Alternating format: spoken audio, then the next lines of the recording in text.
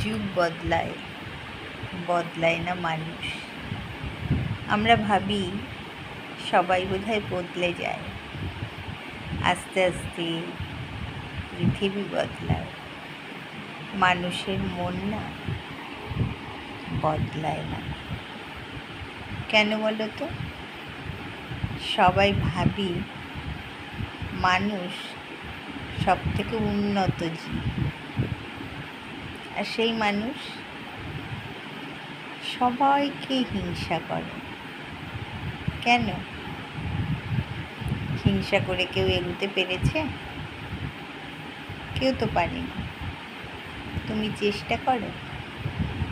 তুমি ঘরে বসে আছো, সবাইকে হিংসা করছো, ও এত করছে, ও এটা পারে। তুমি তো নিজেও অনেক কিছু জানো, একটু করো না। দেখো না এগিয়ে যেতে পারো কি না। হিংসা না করে এগিয়ে যাওয়া যায়। ঘরে বসে না মানুষ অনেক কিছু করতে পারে, জানো? আগেকার মানুষরা কত হাতের কাজ করতো বলো তো? সেসব নিজের চোখেই দেখা। তারা হারিয়ে গেল। কেন গেল? তখন মিডিয়া ছিল না, তাদের কাছে একটা ছোট ফোনও ছিল না, একটা ছবি তুলে রাখার যন্ত্রও ছিল না। এখন অ্যান্ড্রয়েড ফোন এসছে। তোমার প্রতিভাকে তুমি হারাতে কেন দেবে?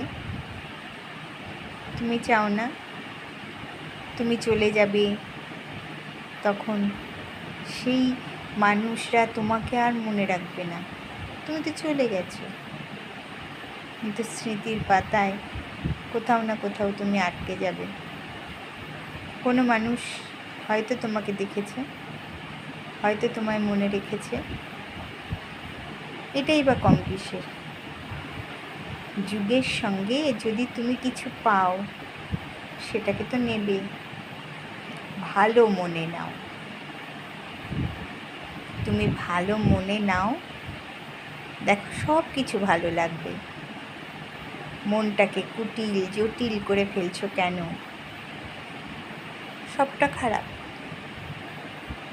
পৃথিবীটা যদি সবটাই খারাপ হতো, তাহলে মনে হয় মানুষ মানুষের সঙ্গে কোনো সম্পর্কই রাখতো না।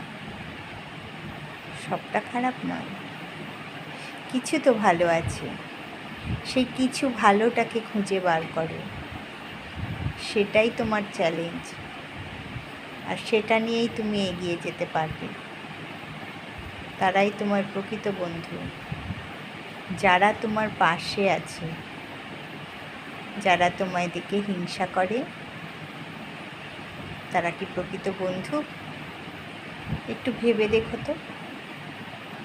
যদি তুমি কিছু করো, তাতে সে যদি আনন্দ না পায়, তাহলে সে কি তোমার বন্ধু? আমরা কেউ কিছু করলে যখন গর্ববোধ করি,